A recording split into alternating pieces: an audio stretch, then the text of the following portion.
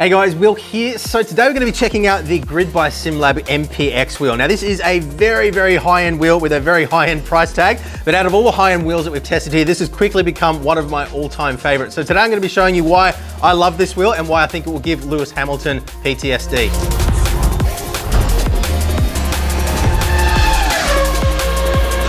Okay, so quite a bit to get through today, but before we get started, firstly, a big thank you to Grid by Simlab for sending across the MPX wheel for us to check out today. Now, we will be cross-comparing this against a bunch of other wheels throughout today's video, so it's important that you guys know that all the stuff that we're going to be talking about today has all been provided to us for review under exactly the same circumstances. So as is always the case here, what I'm going to be sharing with you today is purely just my own observations and my own opinions of this wheel, having tested it for a good number of months now, but they don't get to have any input into the video or even see the video before you guys do. Now, also, just so you guys know, if you do decide you want to pick up any of the wheels that we're looking at in today's video, we will have some links down in the description below. Those are an awesome way of helping support our work here at Boosted Media at no additional cost to you. And that's just something that you can use to support us if you find what we do here of use to you and beneficial. So let's get started here. Firstly, talking about pricing. Now, you might be wanting to sit down here. It is quite an expensive wheel, but having said that, it's certainly not the most expensive wheel we've ever tested here. And I think when you see the build quality, you'll understand why it is on the higher end of the spectrum. And I think that the high-end price tag is maybe a little bit more justified here than with some of the other wheels that we've tested over the years here. So let's get into it now. So US dollars, you're looking at 1,049 excluding taxes and shipping. Now in Australia, when I put one of these in my cart, it actually did include the taxes. Came out at 17.99 Australian dollars. That included the 10% GST that we have here, but excluded shipping. So obviously, depending on where you are in the world, may have an impact on what taxes you're going to be looking at. So for comparison, just to run you quickly through the prices of some of the wheels we'll be comparing to today, if you look at something like the VRS Direct Force Pro wheel, they've actually dropped the price on this quite significantly since we did the review not all that long ago, which is really great news because I did feel like although this wheel is very good, it is quite overpriced for the feature set that you're getting. So this wheel now comes in at 797 US dollars or 1,349 Australian dollars is what it cost when I put it in the shopping basket. And for me, again, that included taxes when I put through the order. But again, just check your local pricing and taxes just to make absolutely sure that is accurate for you in your personal situation. If we look at something like the Cube Controls F Pro, this guy, and again, we've reviewed all of these wheels on the channel, so you can check out the links in the description below for all the details on everything that we're comparing to here. The F Pro comes in at about 846 US dollars, and that doesn't include any shipping or taxes. That equates to, what was it, 774 euro, just for comparison purposes there. Then if we look at something like the Asher Racing F64 V3, which is another very high-end and very impressive wheel. Again, we've got a review on the channel if you want to check it out. This guy comes in at, I couldn't find any US pricing on their website, but on the Asher Racing website, 1,099 euro, and that did include 19% VAT, but no shipping. Now, the last wheel that we're going to be comparing to today, and this is by no means a completely exhaustive list. This is just the wheels that we've personally had experience with here that I think are somewhat comparable here, but I also wanted to call out the Cube Controls F Core. We reviewed this recently as well. Now this wheel, as the name F Core would suggest, does have a lot of the core features that sim racers are looking for. It doesn't have as many features as the other wheels that we're going to be looking at today, but this comes in at a very attractive price, let's just say, of 445 euro or 487 US dollars and 15 cents, again, not including tax and shipping. So less than half the price here for the F Core wheel, and certainly not half the experience overall when it comes to the things that are important to driving quickly and consistently in sim racing, which is what most of us are looking to achieve here. So I just want to, I guess, make it clear to you guys that you don't need to spend this kind of money to get a great experience. But if you are looking at spending this kind of money, this is the kind of wheel that you can get your hands on. So let's dive in now, take a closer look at exactly what you're getting for your money. So we've got a 295 millimeter diameter wheel here. In my opinion, and again, this is a subjective thing, but for me, around sort of 280 to 290, up to 300 in some circumstances, is pretty much ideal for driving a variety between your formula style, so your F3, F4, F1, for example, right through to say your GT3 and GT4 style cars. The smaller the wheel, the more twitchy it's going to feel, generally speaking. The bigger the wheel, the more kind of slow and less responsive a wheel is going to feel. So for driving those styles of cars, I find that if you go down to something like the 270mm that you get with the Fanatec wheels, for example, they can feel quite twitchy. They're okay for formula style cars, but for GT3, GT4, I've always struggled a little bit. You do get used to it over time, but I do prefer something like this. If you go bigger than this, say like 320 mil or even 310 mil, it starts to have a more of a damping effect on the force feedback overall. So this, for me at least, sits pretty much exactly in the sweet spot. Now, weight is a very important consideration as well. This guy weighs in at 1.7 kilograms, which certainly isn't light. Similar kind of weight to most of the other wheels that we're comparing with today, and similar to what you would find on most wheels that have a comparable feature set and build quality, the same kind of materials and whatnot. Now, weight is important because the heavier a wheel, similar to the diameter, the heavier a wheel is, the more of a damping effect it's going to have on the force feedback overall. The rotating mass is obviously connected to the shaft of the motor, so anything that it's having to move is going to have that effect on the force feedback overall. Lighter the wheel, the more twitchy and more responsive it's going to feel. Now, one thing I will comment on with this wheel is that it is very well balanced. It feels very nice when it returns to center. It kind of almost naturally just kind of wants to return to center. The weight kind of feels like it's more towards the bottom of the wheel, and yeah, that definitely helps to make it sort of feel well balanced on the rig as well. So even though it is quite heavy, at least on the kinds of direct drive wheelbases that I'm sure most people that are looking at a wheel at this kind of price point would be running, I don't think it's going to be a problem. So let's take a deeper dive now into the feature set on this wheel. So you've got an array of 8 push buttons on the front. You can see these are all LED illuminated, and we'll talk about the LEDs in just a moment because that's one of the things that's really impressive about this wheel. We've got 2 7-way, what Fanatec would call funky switches. You can call them whatever you like. I think Acertec call them kinky switches if I remember correctly, but they're a 7-way switch. So you've got an up, a down, a right, a left, a push button, and rotary encoder function on each of these. And you've probably already spotted how the LEDs are responding to those inputs. So you've got 2 of those, and I really like the position of these switches. It makes it very easy to use them without having to sort of rotate your hands around on the wheel, reposition your hands, and adjust your glance in the game as well. You don't have to take your eyes off the road to adjust them. Now, given the position that they are, normally on most wheels, as you would see on the VRS wheel here, for example, they're located more towards the center. Now, that does protect them a little bit more from being bumped or accidentally knocked while you're driving. So that is one consideration. You might just want to be careful you're not mapping these to any critical functions like returning to the pits or pausing or something like that. But I've probably put a good 10 hours or so into this wheel and never once actually had a problem with bumping these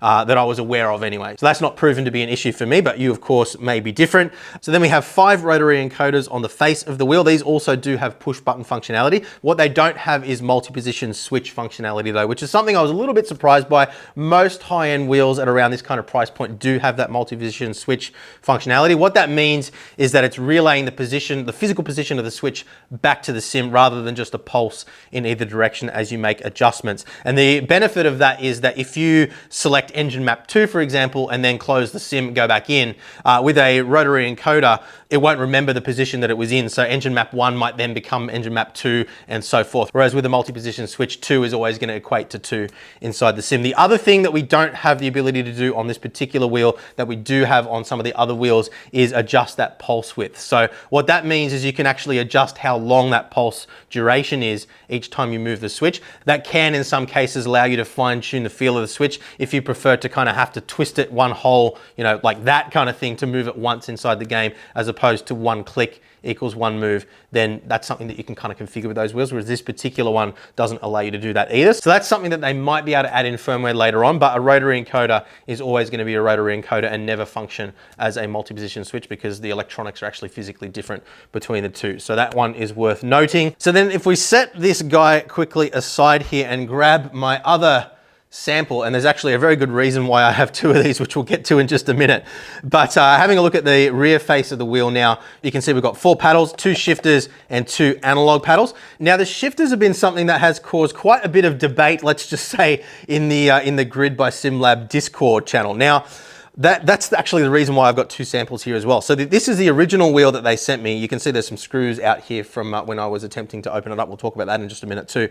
But the original shifters are quite soft. And that was something that quite a few people complained about. Actually, the first production run they did of these, they had much stiffer magnets in it, and people actually didn't like the feel of that. So then they changed it across to this softer design. people complained about that as well. So now what they're doing, and I think this is a case of where that constructive feedback from you guys has actually resulted in a much better end product. They're doing the same thing as what Asher Racing do now, and actually including some different neodymium magnets, so you can actually swap this and configure it to feel the way that you personally like it, which I think is absolutely fantastic. One other thing I did notice, and this may just be a fluke, but if you listen to the shifters on the original wheel, and then listen to the shifters on the new wheel, much quieter too. I had a bit of a look and I couldn't see any difference in the mechanical design. There are some little rubber pads inside there, but that is actually the case on both wheels. So yeah, I'm not sure exactly what would account for the difference in sound, but definitely among the quietest, if not the quietest,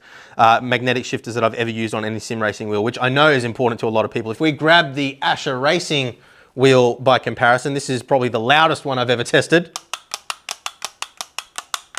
compared to, it's night and day there. So actually, I like the mechanical feel of these shifters. They've got a nice metal to metal clunk to them, and some people might subjectively much prefer that feeling, but definitely a bit more of a cushion feel being rubber to metal contact rather than that direct metal to metal that we saw with the Asher Racing. But if we have a look internally there, we can see they are using mechanical micro switches. One thing to note there is that they are sealed units, and they do indeed look to be automotive grade. So I don't see any risk of dirt and debris building up over time and causing those to fail. Some other brands like Cube Controls, for example, do use Hall effect sensors there to alleviate the need for any mechanical moving parts. So you might see that as an advantage. Look, for me, in all the wheels that I've tested over the years now, I've never once had an issue with any of them failing or causing any sorts of problems, other than actually some of the early Cube Controls Hall effect sensor wheels, which did have some issues with calibration slipping. All that seems to be resolved these days. So yeah, it's a take or leave kind of thing, but that is what they're using. Now, one other thing to just quickly note there with regards to the shifters, all metal construction there. You can see the nice thick aluminium throughout,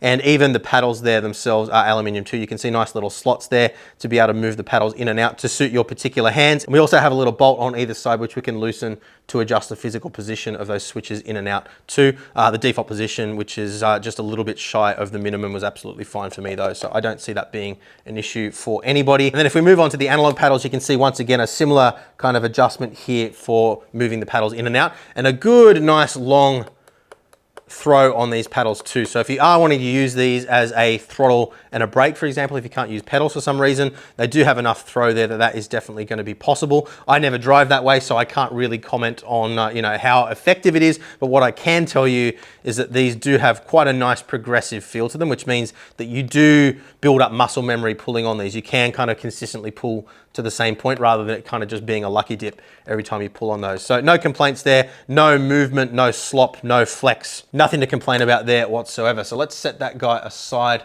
once again and just quickly go back to the face of the wheel. Last thing I want to talk about here before we move on into the lighting is just the quality of the touch points. So we've got rubber grips here. These are, unfortunately, for me at least subjectively, the type of grips that I am not a fan of. They do feel nice in the hands in terms of the amount of squish. They are quite squishy. There's quite a bit of, I guess, compression to them, which does mean that if you push your palms into the bottoms of the wheel, we'll talk about this when we talk about driving a little later on, but if you do push your palms into the bottom of the wheel, you do feel quite a bit of movement there. That isn't flex in the wheel itself, it's purely just the rubber compressing, but it does have a little bit more squish to it than some of the other wheels that we've tested in the past. That may be something that you like or dislike, but what I don't like about the material is just the fact that it's picked up quite a lot of dirt and debris and just dead skin cells and things like that, and it does tend to feel quite clammy in your hands when they start to get sweaty as well.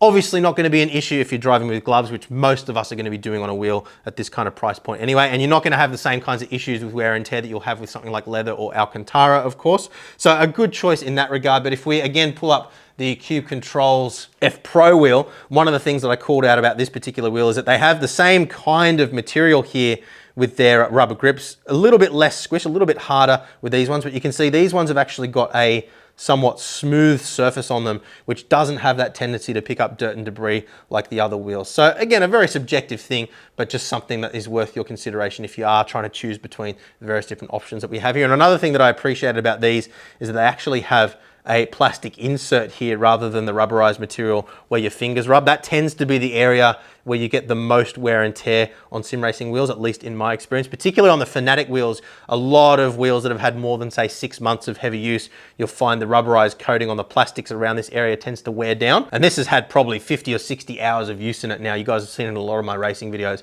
and it still looks absolutely brand new. So obviously what they're doing there is working. So that's the grips. The switches themselves have a really, really nice mechanical tactile feel to them. There's a little tiny bit of squish there, no rattling or anything like that. But when you push the button, it's got a really nice solid click to it. It feels really purposeful, really intentional. And it even has a really nice high-end, high quality sound to it. I don't know whether that's going to come across on camera or not, but trust me, it feels really good. I commented the same when we reviewed the Porsche wheel, which is very similar in design to this not all that long ago. Now, as you might have spotted on the other sample, the wheel does actually come shipped naked. Obviously, we've taken off the buttons as you can see here, but all these buttons here don't have stickers on them by default, and they do include a nice variety of different, very, very high quality stickers that you can put on yourself in whatever position that you want. Actually, the default sticker layout that they had in all their marketing material actually ended up to be pretty much exactly what I would have put on the wheel anyway, which again kind of shows that they've done their research and they know what they're doing. But it's nice that they don't put the stickers on and allow you the ability to do that yourself. They do also include a little set of plastic tweezers, the same as what Cube Controls include with their wheels, so that you can put those on yourself. They do also include stickers for these guys here too. So you can see again a nice array of choices there, everything that I could imagine anybody would want. And they also have a couple of little sheets of these blister coated, I'm not sure exactly what the correct terminology is, but it's kind of like a blister coating over the top of these, which you can stick. I've put them just down here as well as on this part here. Now, one problem that we did have, and you may have already noticed it on camera if you've got a keen eye, this area here around the switches is actually rubber, which I really like. Again, if you compare that to the Cube Controls wheels, one of the complaints that I've always had, again, subjectively, but a complaint nonetheless, is I don't like these plastic bits and pieces that they put on the wheels. It just makes them, in my opinion, look a little bit cheaper than some of the other wheels that have a cleaner design. This wheel, I think, hits the sweet spot really, really nicely. It still gives you the benefit of having the shroud around the buttons and protecting them, particularly if you're in VR, so you don't hit the wrong button by accident.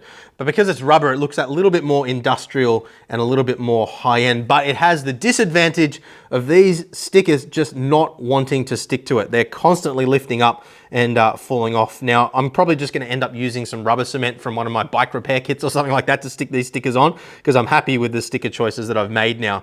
But one little thing there that could potentially be improved. I'm not sure exactly how they could improve it, because the adhesive on these stickers is actually very strong. It just doesn't interface well with the rubber. So again, just a little thing to be aware of. So that is the buttons on the face of the wheel. Literally every other touch point that we have here is anodized aluminium. So we've got our two 7-way switches we talked about, the rotary encoders in the center, all aluminium anodized. Then we also have the addition of 4 thumb encoders, which I'm really, really happy to see. Often on wheels that have a somewhat cluttered array of switches in this particular area, they end up having to omit the inclusion of thumb encoders, which is something that always annoys me. You can see the VRS wheel actually doesn't have any thumb encoders, which was a nitpick that I made about that particular wheel. If we look at the Asher Racing V3 F64, that does have thumb encoders finally, but only in the bottom position, which I just find personally to be a little bit less convenient than up the top. I like to use them like that. You can actually operate these with your pinky fingers, but it's just a little bit less precise, at least for me and my clumsy hands. Cube Controls F Pro does have 2 in the top position where I like them. I've always found these ones a little bit more clumsy to operate just because of the small little area which you have to interface there. It does also have 2 up the top here as well, which I actually really like. But having them like this does work very well. They've got a good amount of mechanical resistance to them, a nice click in each position. And in my experience, at least, very easy to operate with or without gloves. So let's take a look at the back of the wheel again quickly.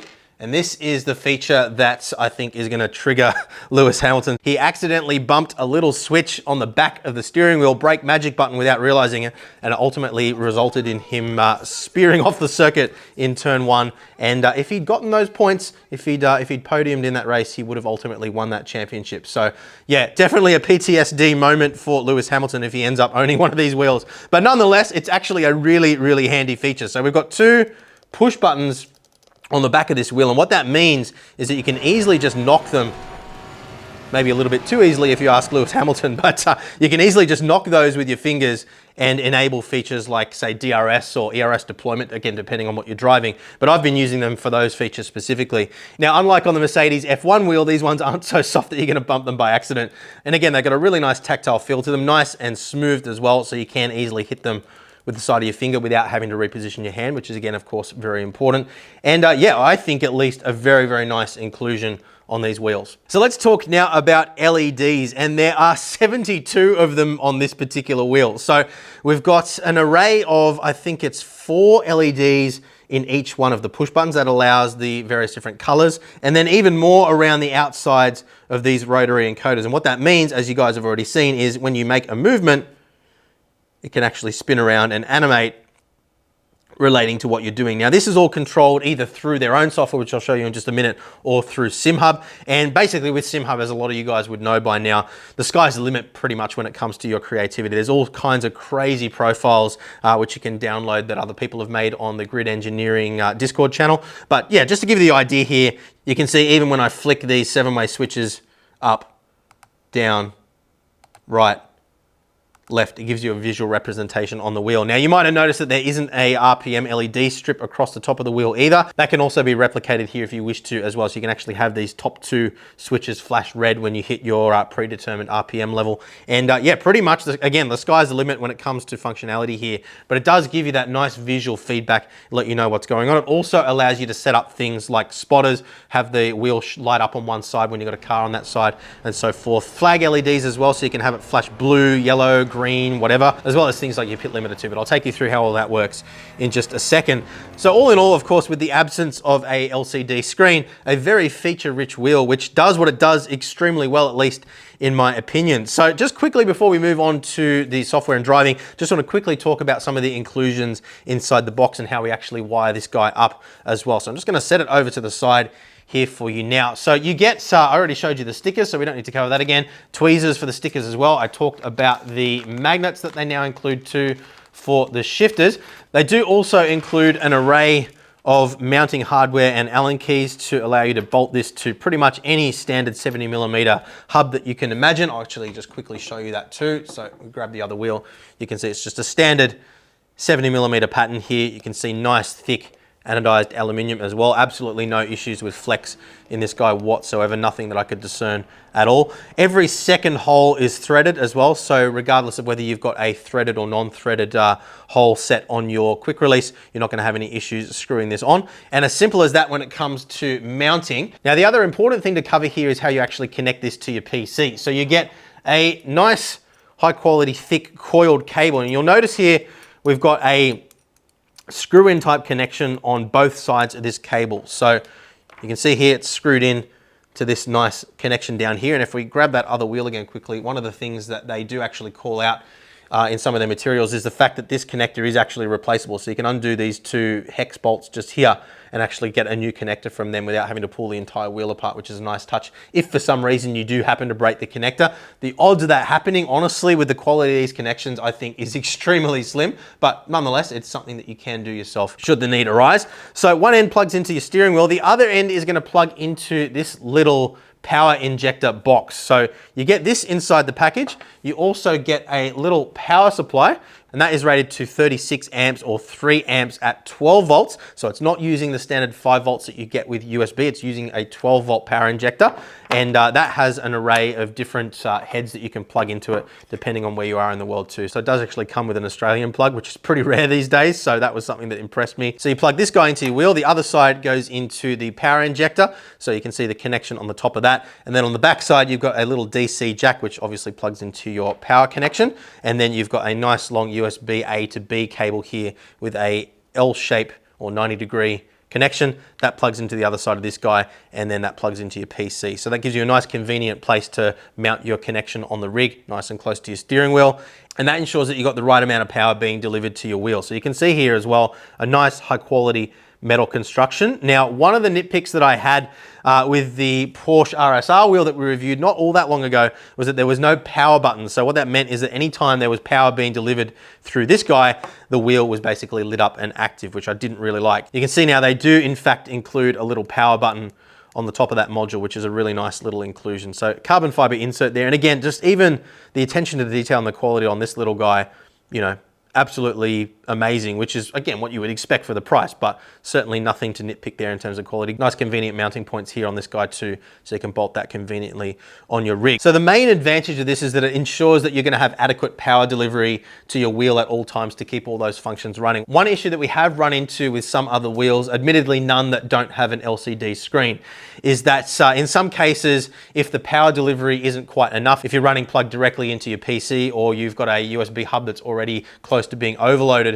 in some cases, if the power delivery isn't sufficient, even through a powered hub, what can happen is you can get some intermittent problems like dropouts or disconnections, you know, things like that you don't want to have obviously when you're sim racing. So the fact that they do it this way alleviates the risk of those kinds of problems. The flip side to that is that if you are wanting to run this wheel on one of Acertech's new integrated quick releases, which delivers the USB connection directly to the hub and allows you to basically make any wheel wireless effectively, or at least not having to have a cable run back to your rig or back to your PC, you are unfortunately going to be out of luck with this wheel. Now you can still use it in conjunction with Acertech's gear. I'm not saying that it won't work at all. All I'm saying is that you will still have to have a cable connected back to this little box on your rig. You're not going to be able to utilize that connection inside the QR. So that is one thing to consider. But I think on the whole, it's a good thing that they do it this way. It just does have that one particular drawback if you happen to fall within that particular scenario. So otherwise, not really a whole lot of other stuff to talk about here. Extremely high quality design right throughout. 5mm thick carbon fiber faceplate here. As I mentioned, no flex at all in the grips themselves, other than just the flex inherent in the rubber itself,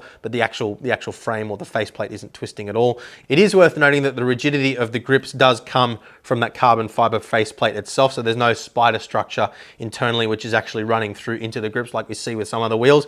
But I wouldn't say that that's necessarily a good or a bad thing, simply because there's no more flex here than you get on any of those other wheels that utilize that type of design anyway, so it's not really a point of comparison. One thing that is worth noting is that the grips aren't replaceable on this particular wheel, unlike what you have with the VRS wheel. That was one selling point with this particular wheel, so worth calling that out there. But yeah, otherwise a very, very high quality wheel, top quality components used throughout, top quality construction and design, as well as of course you would expect for the price point. Now, as you saw earlier, I did actually attempt to pull the wheel apart to show you the internals. Unfortunately, I didn't have the necessary tool to undo the nuts on the face of these encoders, which meant I couldn't actually pull the faceplate away. But if you go and have a look at Dan Suzuki's YouTube channel, he did actually have a quick look at the internals of the wheel. He was very impressed with the build quality. Now, he is an engineer that actually works for Gomez Sim Racing, and so he actually is responsible for designing the electronics inside a lot of their wheels. So if you are interested in having a look at the internals of the wheel, go and check out his video. I'll link it down in the description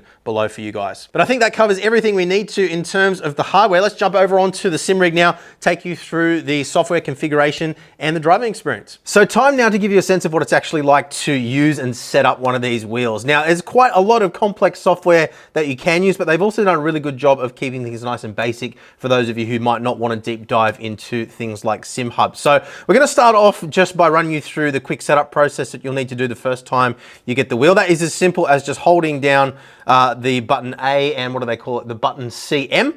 You hold those two down and you'll see the top left button start flashing like that. All you need to do then is just calibrate the 4 paddles on the back. So that's as simple as just holding them in their on position for 1 second, releasing again. Do the same thing for each of them, then pull the analog paddles individually to the maximum and minimum. When you're done, simply hold down the A button again. And it's as simple as that to get the wheel calibrated. Now that calibration is actually stored on the wheel itself. So even if you go and use this wheel on another PC, you shouldn't need to do that again. Now this wheel is SimHub compatible. Those of you who are familiar with SimHub would know that that opens up pretty much an infinite amount of creative things that you can do with any given wheel. And the amount of stuff that you can do with this wheel because of the LED configurations that we touched on earlier is absolutely massive. And I'll get into that in just a minute. But firstly, I wanted to open up their Race Director software, and you'll see when we open up the software, the wheel will go through its funky little startup sequence there.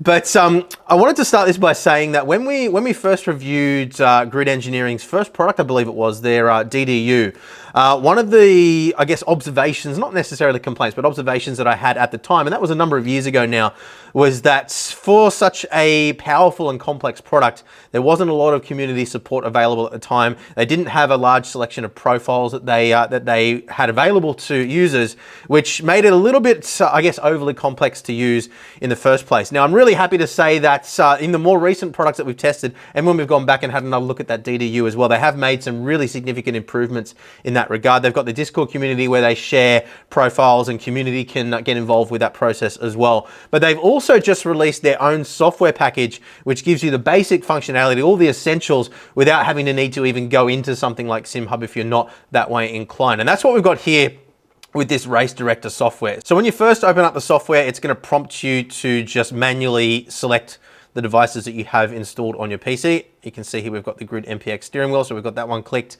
And it's as simple as that. That will then take you through to the main screen. And this basically just gives you the core functionality that you're going to want with the wheel. So from the controller perspective here, you can set the various different modes for the clutch paddle. So we've got a button mode, which just operates like a digital button, a dual axis mode, which allows you to map each one of the paddles as an individual axis. So you could have it as your throttle and brake, or maybe a handbrake and a brake or something like that.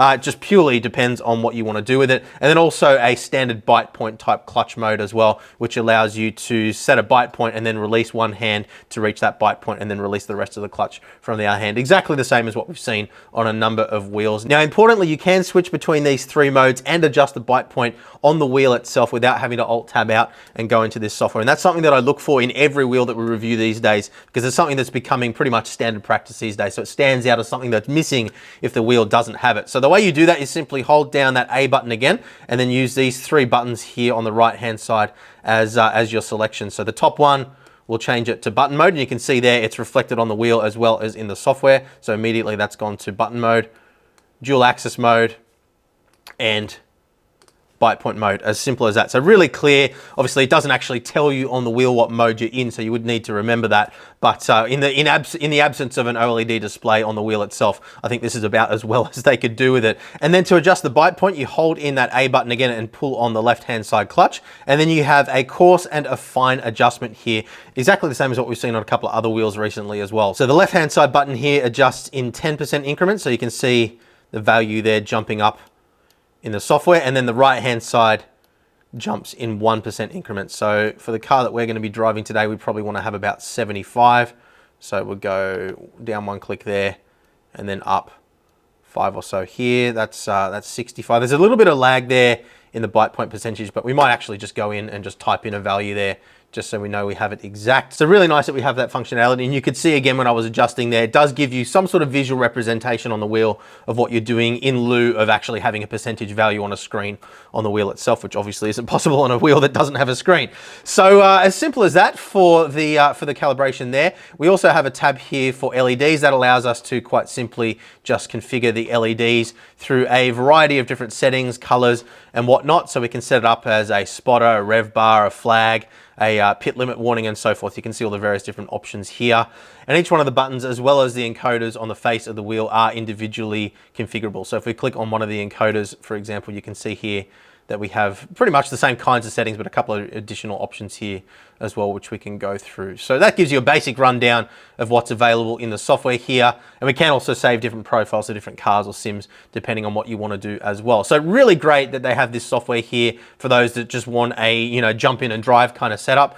You can also update the firmware on the wheel here as well if you wish to do so. So that is the quick rundown on the Race Director software. We then also have the ability to run the wheel with SimHub. So let's take a quick look at that now. So we've got SimHub up and running on the PC. Now this is a free piece of software, but it is limited to a refresh rate of 10 cycles per second if you are running it unlicensed. So it's donationware really. I would definitely recommend supporting the developer. This is absolutely fantastic software. I'm sure most of you guys are familiar with SimHub by now anyway, so I don't need to give you the rundown. But basically licensing the software, it's a donation, so you can choose how much it's worth to you, and it unlocks the full 60 Hertz refresh rate. So if you're running things like dashes, that is a lot more more important than what we're doing here, but even still, I would recommend supporting the developer. So we click on the devices tab here, and you can see I've actually already got a couple of devices loaded in. Now, SimHub used to be quite complex about a year or so ago with setting up new devices. It was a little bit of a manual process. These days, they actually have baked in profiles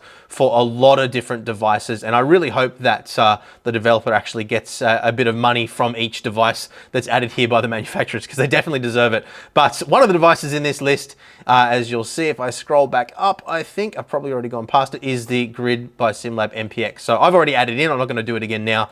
Basically what that does is load a generic profile, which you can then expand upon and make adjustments to. So we've actually loaded in a generic profile that Grid sent us as a recommended baseline for giving a good sense of the functionality. But again, being SimHub, you can go in here and tweak and adjust things to your heart's content. Really, your creativity is the only limitation here. So just to quickly give you a rundown here, if we click on Edit Profile and drag the window across, we've got separate events for various different things that are going on with the wheel. And you can see here as we go down, it's basically grouped into different effects, and you can add different effects and what. I'm not going to take you through the entire thing here. There's plenty of tutorials available on YouTube to get you up and running if you want to get into tweaking and creating your own profiles. To just give you a very basic rundown on what the wheel can do. If we open up some test data here, you can see immediately the wheel has jumped to life.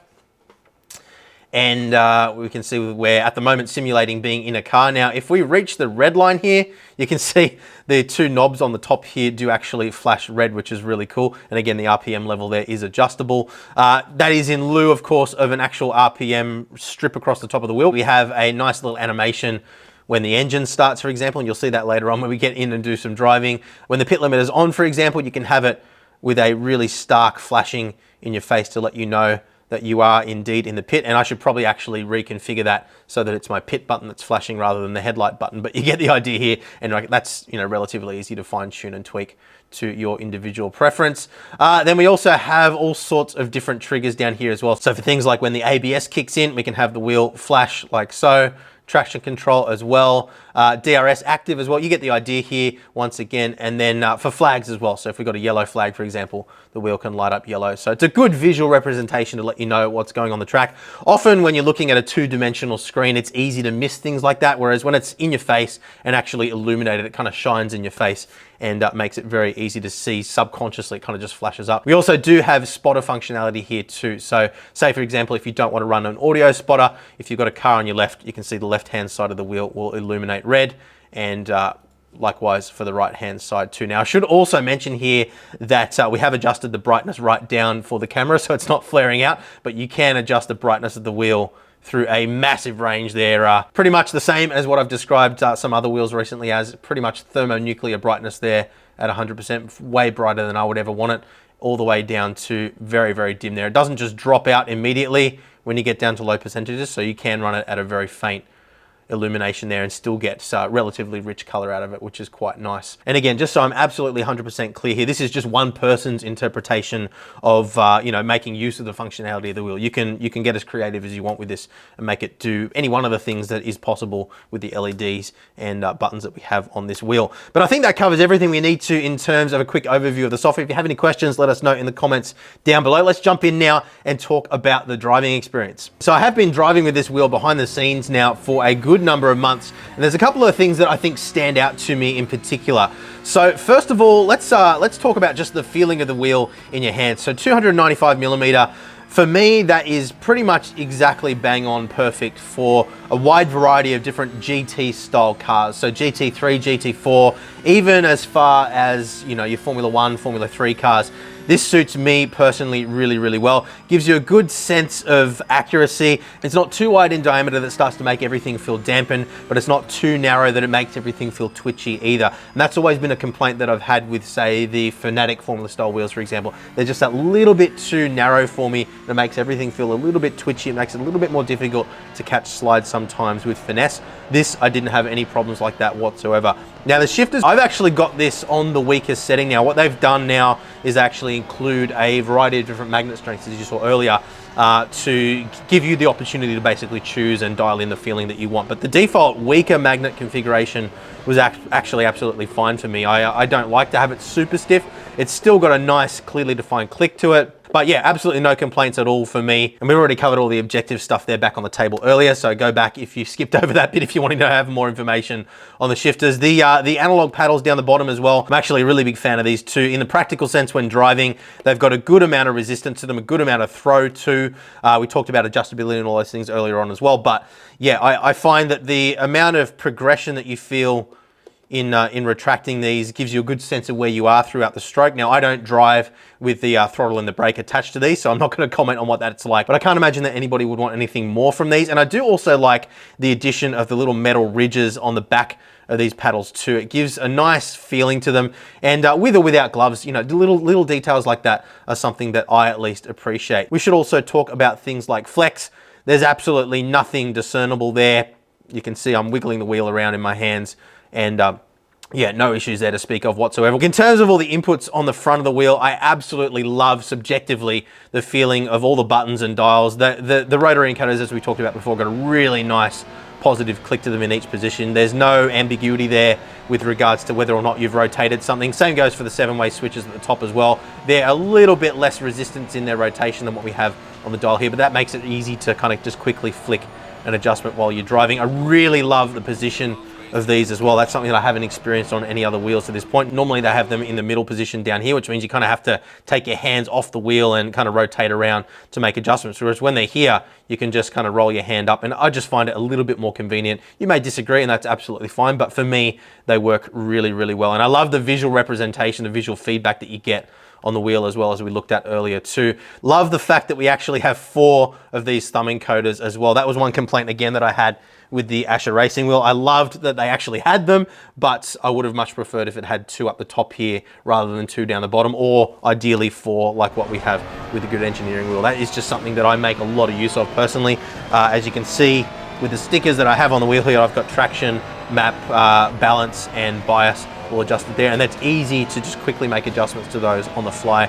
With the case of the traction control and engine map, I can actually flick those when I'm mid-corner even, which is great for the F1 games, for example, so that works really well. And again, just what I would describe personally, and again, this is a subjective thing, but for me, the amount of resistance in each click is absolutely perfect. Anodized aluminium touch points, again, with all of the dials on this wheel, which is great. So ergonomically, this wheel just suits me really, really well and pretty much nails all the things that I personally would want out of a wheel of this style. It's just been an absolute pleasure to drive with. The only issues that I've had has just been, as we talked about earlier, the stickers that are stuck onto those rubber inserts coming unstuck occasionally. I'm pretty confident with my sticker choices now.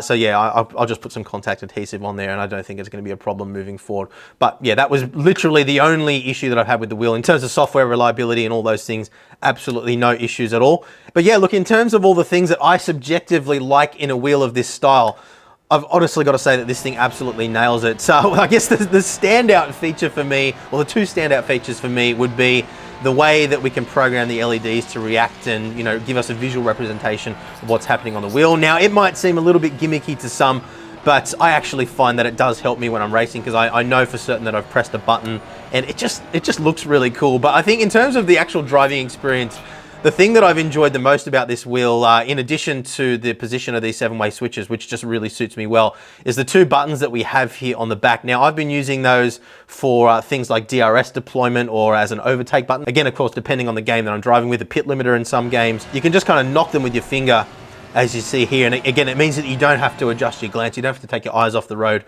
or adjust your hand position really at all on the wheel. It's as simple as just flicking your finger up, and the job is done. So that, in a practical sense, has been something that for me has been a really, really good addition to the wheel. You might not find that you like that, and I'm sure if you asked Lewis Hamilton, he would tell you that he hates it. But for me, I actually really enjoy it. Did I have magic on? Yeah, but yeah, just knock that off. I could have sworn I turned it off. Yeah, you did, but knocked it on. So in summary, guys, subjectively, this wheel absolutely nails all the things that I want out of a wheel of this style. It absolutely nails it, knocks it out of the park for me personally. And there really just isn't anything subjectively that I would personally change about this wheel other than just the grip material used. As you guys know, I'm just not a big fan of this kind of rubbery, sticky material. But objectively, I think that all the functionality that we have presented with this wheel is executed in a absolutely fantastic fashion.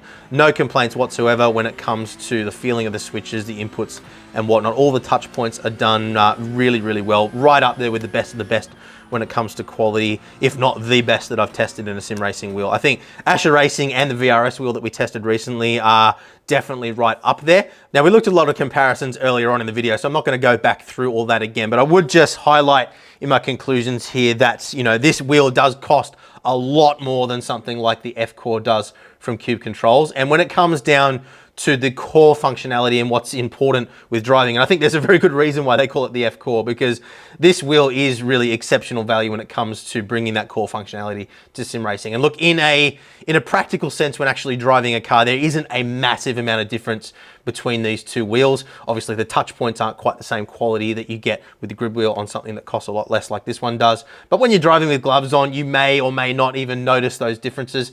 So I think that, you know, really it just comes down to whether you're willing to spend that much more money for something like this over something like this. I think this does present really, really excellent values, which is the reason why I'm calling it out again in the conclusions here. So definitely go check out the review of the F-Core if you haven't already. But yeah, look, I think if you're in a lucky position to be able to afford to buy one of these wheels, you're definitely not going to be disappointed.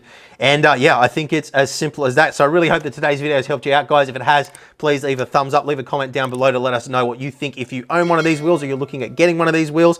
And if you have any questions, let us know down there as well, and we'll do our absolute best to help answer as many of those questions as we possibly can. If you decide you want to pick up any of the gear that we've talked about in today's video, there are links down in the description below as well for all of those things. That is an awesome way of helping support our work here at Boosted Media at no additional cost to you if you find what we do here of value to you. So we really appreciate the support there, but above all, thank you very much for watching the video, and I will see you again very soon. Bye.